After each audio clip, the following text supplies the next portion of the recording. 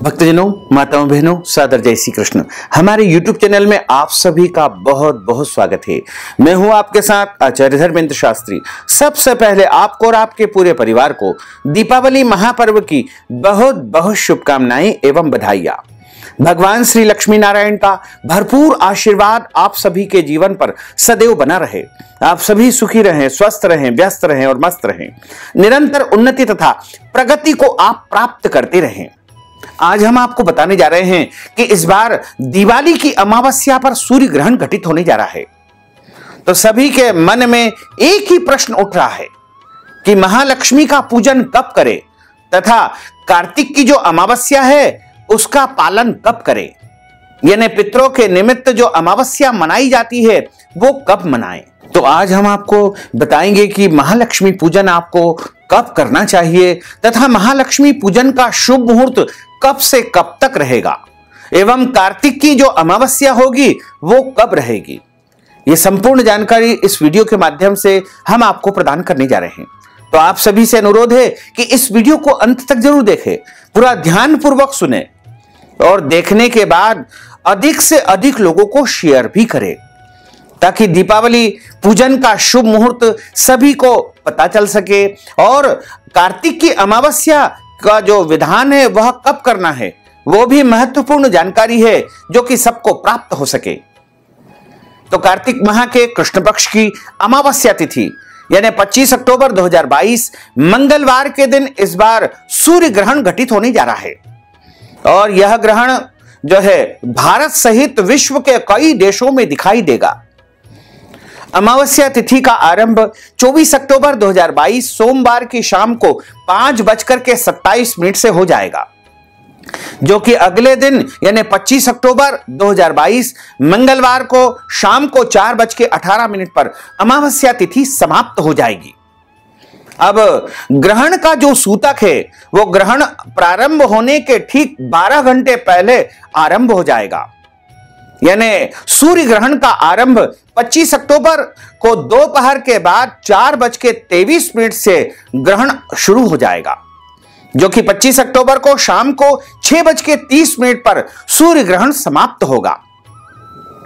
1 घंटे से भी अधिक अवधि का यह सूर्य ग्रहण दिखाई देगा और सूर्य ग्रहण का जो सूतक होता है वो ठीक 12 घंटे पहले शुरू हो जाता है। सूतक काल में किसी भी प्रकार का पूजन अर्चन करना या देवताओं का जो है स्नान आदि कराना वर्जित माना जाता है। लेकिन इस बार एक भ्रमपूर्ण स्थिति यह निर्मित हो गई है कि महालक्ष्मी पूजन तो एक दिन पहले संपन्न होगा, यानी दीपावली का जो पूजन है वो 24 अक्टूबर 2022 सोमवार को संपन्न होगा। दिवाली एक दिन पहले बनाई जाएगी, लेकिन कार्तिक की जो अमावस्या है वह तो 25 अक्टूबर को ही दिन में है। मध्याह्न व्यापिनी अमावस्या मनाने का ही विधान है। पितृकर्म हमेशा मध्याह्न काल में ही किया जाता है और उदय व्यापिनी तथा मध्याह्न व्यापिनी जो अमावस्या है वो 25 अक्टूबर को है। तो समस्त पंचांगों ने यही लिखा है कि पितृकर्म और पितरों के निमित्त जो भी कार्य आप अमावस्या को करना चाहते हैं वो आप 25 अक्टूबर को ही करें, क्योंकि सूतक काल में पितृकर्म आप संपादित कर सकते हैं। पितरों के निमित्त धूप ध्यान तर्पण जो भी करना है वो समस्त कार्य आप सूतक काल के दौरान भी संपन्न कर सकते हैं। इसका कोई दोष नहीं है, क्योंकि निर्णय सिंधु, धर्म सिंधु और हमारे जो भी धर्म के निर्णायक ग्रंथ है उन सभी में यह बताया है कि सूतक काल में आप पितृकर्म कर सकते हैं, इसका कोई दोष नहीं लगेगा। लेकिन सूतक काल में देव पूजन और देवताओं का स्पर्श आदि करना मना ही किया गया है। साथ ही यह भी ध्यान रखें कि जो भोजन सूतक काल में आप पितरों के निमित्त तैयार करते हैं या पितरों को भोग लगाएं वो स्वयं ग्रहण बिल्कुल न करें, क्योंकि वह दूषित भोजन माना जाएगा। और चूंकि पितृ तो दिव्यात्मा है, इसलिए सूतक के दौरान उनका जो है धूप ध्यान कर सकते हैं, उनको भोग लगा सकते हैं, उनके निमित्त आप दान पुण्य भी कर सकते हैं। और पितरों का जो भी कार्य है वह आप 25 अक्टूबर 2022 मंगलवार को ही संपन्न करें और पितरों के निमित्त जो भोजन आप तैयार करते हैं उसको स्वयं ग्रहण न करके गौ माता को आप खिला दीजिएगा। यानी पितरों को जो भोग लगाया हुआ भोजन है वह आप गाय को खिला दीजिएगा। लेकिन पितृ कर्म की जो अमावस्या है वो 25 अक्टूबर 2022 मंगलवार को ही मनाई जाएगी। लेकिन महालक्ष्मी का पूजन और दीपावली का जो महापर्व है वो 24 अक्टूबर 2022 सोमवार को मनेगा। इसी दिन दीपावली की तैयारियां होगी और पूरे दिन सभी परिवारों में धूमधाम से दीपावली मनेगी तथा शाम के समय महालक्ष्मी का पूजन होगा। शुभ मुहूर्त में महालक्ष्मी का पूजन अर्चन होगा और देर रात तक आप महालक्ष्मी का पूजन अर्चन करें। लेकिन ध्यान रखें कि अगले दिन सुबह यानी 25 अक्टूबर की सुबह 4:23 से ग्रहण का सूतक आरंभ हो जाएगा और ग्रहण का सूतक आरंभ होने के पहले पहले आपको महालक्ष्मी पूजन, दिवाली पूजन का जो विसर्जन कार्य है वह संपादित कर लेना चाहिए। यदि किसी कारणवश आप 4:23 तक विसर्जन कार्य संपादित नहीं कर पाते हैं तो कोई चिंता की बात नहीं है। लेकिन आप सूतक और ग्रहण को छोड़ करके जब ग्रहण समाप्त हो जाए 25 अक्टूबर को शाम को 6:30 पर, उसके बाद स्नान आदि करके भी आप दिवाली पूजन का विसर्जन कार्य संपन्न कर सकते हैं। इसका कोई दोष नहीं लगेगा। लेकिन ध्यान रखें वहां पर जो भी प्रसाद इत्यादि वस्तुएं चढ़ाई गई है उनमें तुलसी जी का पत्ता और कुशा अवश्य रख दे, अन्यथा वह खाने योग्य प्रसादी नहीं रहेगी। 25 अक्टूबर को जो सूर्य ग्रहण घटित होने जा रहा है वह स्वाति नक्षत्र एवं तुला राशि में होगा और तुला राशि में इस दौरान जो है सूर्य, चंद्र, शुक्र और केतु 4 ग्रहों की युति रहेगी। साथ ही यह सूर्य ग्रहण भारत के अलावा Greenland, Sweden, Norway, UK, France, Germany, Spain, Yemen, Oman, Saudi Arabia, Egypt, Italy, Poland, Romania, Austria, Greece, Turkey, Iran, Iraq, Pakistan, Afghanistan, Sri Lanka, Moscow, पश्चिमी रूस, नेपाल, भूटान सहित विश्व के कई देशों में यह सूर्य ग्रहण दिखाई देगा। और सूर्य ग्रहण 25 अक्टूबर को है, इसलिए 25 अक्टूबर के दिन कुछ भी पूजन पाठ इत्यादि संपन्न नहीं होगा। केवल इस दिन पितृ कर्म या पितरों के निमित्त श्राद्ध कर्म या तर्पण इत्यादि कार्य आप संपन्न कर सकते हैं। ग्रहण के सूतक में आप अमावस्या का दान भी कर सकते हैं, इसका कोई दोष नहीं लगेगा। लेकिन ध्यान रखें इस दिन ब्राह्मण को भोजन नहीं करवाना है। सूखा आटा, दाल, चावल या फिर उसके निमित्त नगद राशि भी आप अमावस्या के निमित्त दान कर सकते हैं। इस दिन जो भी भोजन का निर्माण करे वह भोजन पितरों को भोग लगाने के बाद गौ माता को आपको खिलाना चाहिए तथा इसके अगले दिन यानी 26 अक्टूबर को गोवर्धन पूजा संपन्न होगी तथा 27 अक्टूबर को भाई दूज होगी और इसके एक दिन पहले यानी 24 अक्टूबर 2022 सोमवार को माता महालक्ष्मी का पूजन अर्चन होगा। सभी लोग शुभ मुहूर्त देख करके, स्थिर लग्न को देख करके महालक्ष्मी का पूजन अर्चन अपने घर में करते हैं ताकि पूरे साल उनके घर में सुख, शांति, समृद्धि बनी रहे, माता महालक्ष्मी की कृपा बनी रहे। तो अब हम आपको बताने जा रहे हैं कि 24 अक्टूबर 2022 सोमवार के दिन महालक्ष्मी पूजन के सर्वोत्तम मुहूर्त कब से कब तक रहेंगे। सबसे पहला महालक्ष्मी पूजन का शुभ मुहूर्त रहेगा सुबह 6 बजे से शुरू होकर के 7:30 बजे तक रहेगा। उसके बाद वृश्चिक स्थिर लग्न जो कि सुबह 8:12 से शुरू हो जाएगी, जो कि सुबह 10:28 तक निरंतर रहेगी। इसी दौरान सुबह 9 बजे से 10:30 बजे तक शुभ का चौगड़िया भी रहेगा तथा दोपहर का जो मुहूर्त होगा वो दोपहर 1:30 से सायंकाल 6 बजे तक चर, लाभ एवं अमृत 3 शुभ चौगड़िया रहेंगे। इनमें भी आप माता महालक्ष्मी का पूजन अर्चन कर सकते हैं। उसके बाद सायंकाल का जो मुहूर्त होगा वो शाम को 5:43 से शुरू होकर के शाम को 7:18 तक सायंकाल का जो मुहूर्त रहेगा, इसमें भी आप माता महालक्ष्मी का पूजन अर्चन कर सकते हैं, जो कि चर का चौगड़िया रहेगा। इसके बाद गोधूली वेला का जो मुहूर्त होगा वो शाम को 6:53 से शुरू होकर के रात्रि 8:16 तक रहेगा। इसमें भी आप माता महालक्ष्मी का पूजन अर्चन कर सकते हैं। इसके अलावा जो सबसे श्रेष्ठ मुहूर्त माना जाता है प्रदोष काल का मुहूर्त, माता महालक्ष्मी के पूजन में प्रदोष काल के मुहूर्त को भी सर्वोत्तम माना गया है, जो कि 24 अक्टूबर को शाम को 5:43 से प्रदोष काल आरंभ होगा, जो कि रात्रि 8:16 तक प्रदोष काल रहेगा।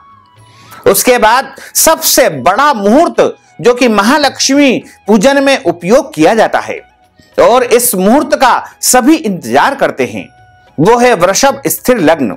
सभी चाहते हैं कि हमारे घर में स्थिर लक्ष्मी का निवास हो, इसलिए वृषभ स्थिर लग्न में पूजा की जाती है।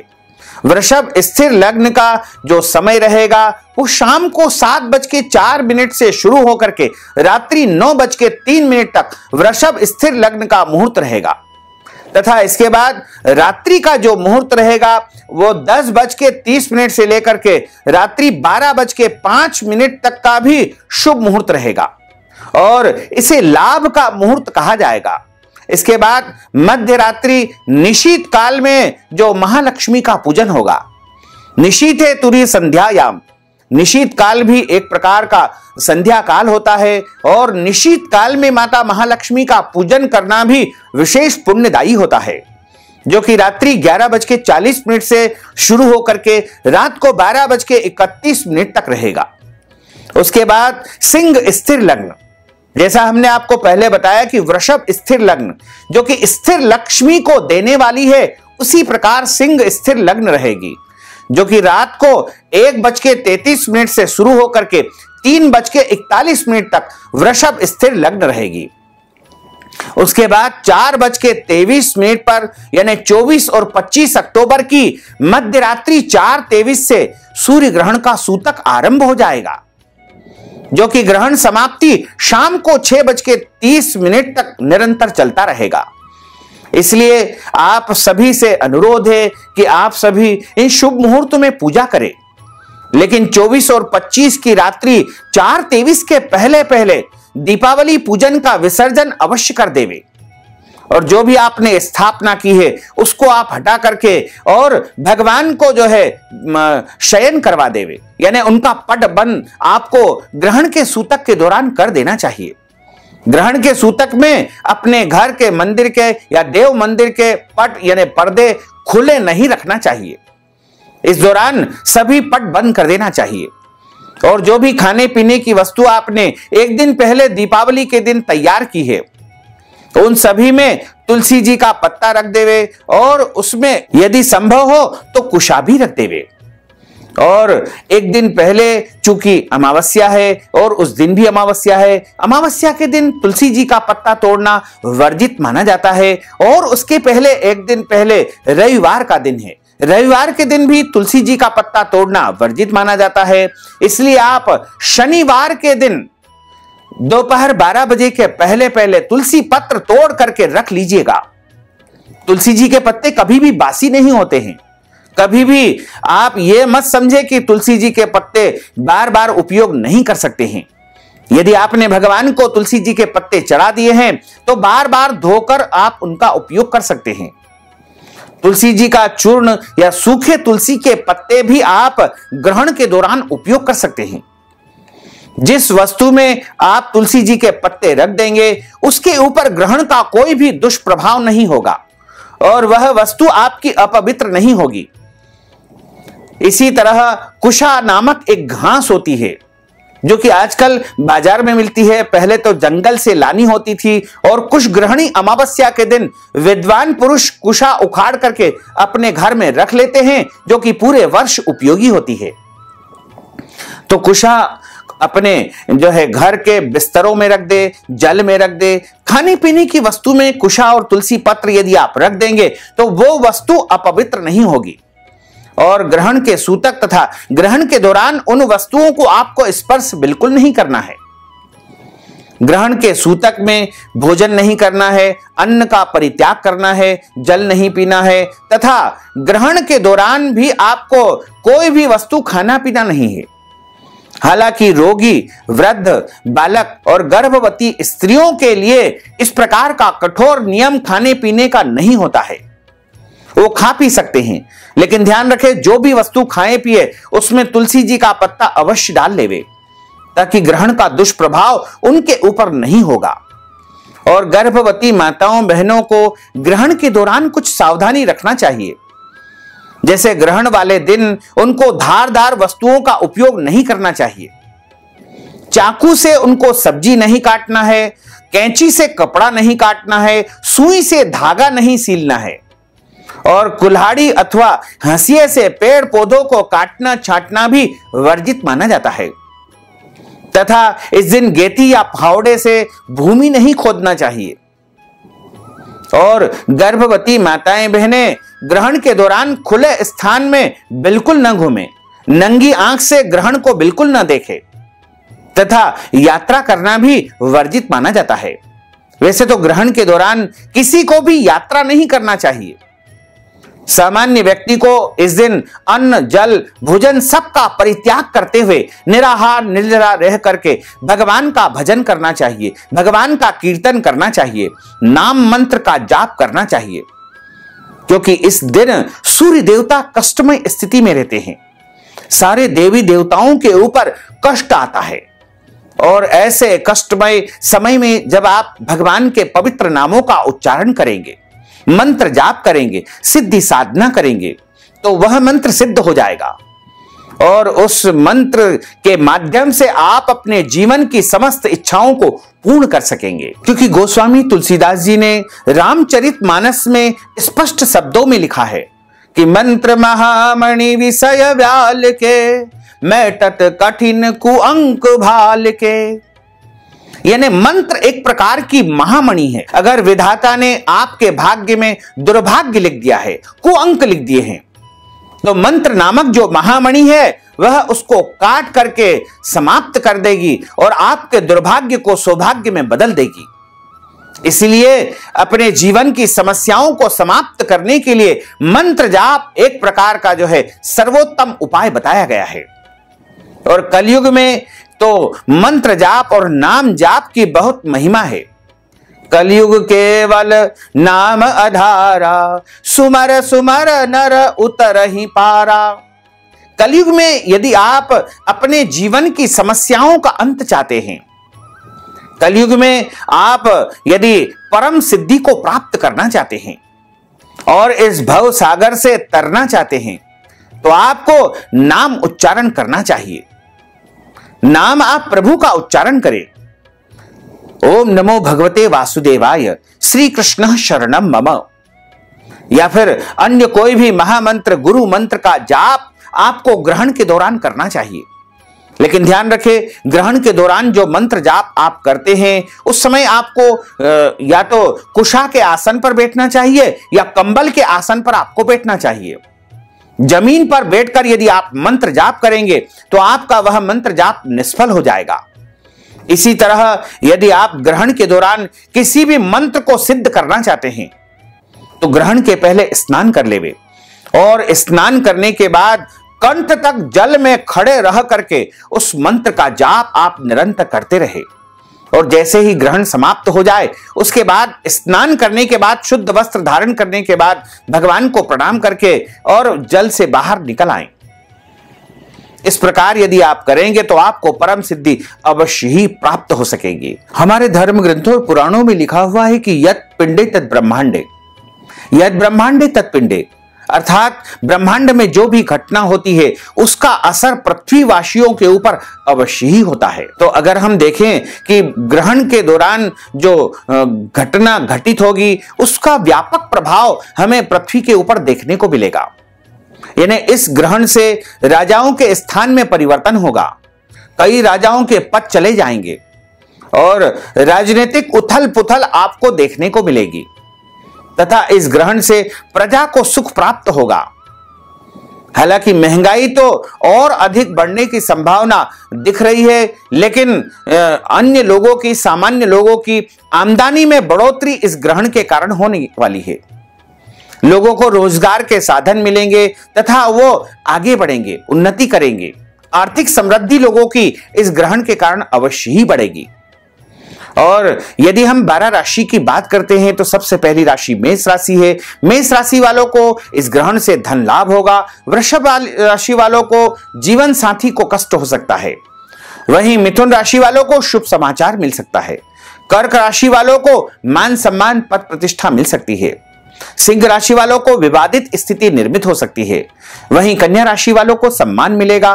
तुला राशि वालों को कष्ट हो सकता है। वृश्चिक राशि वालों को कुछ हानि हो सकती है। धनु राशि वालों को सम्मान मिलेगा। मकर राशि वालों को सबसे अधिक शुभ परिणाम मिलने का योग बन रहा है। वहीं कुंभ राशि वालों को आघात यानी कोई घात हो सकती है, इसलिए वाहन चलाने में सावधानी बरतें। मीन राशि वालों को विवादित स्थितियां निर्मित हो सकती है।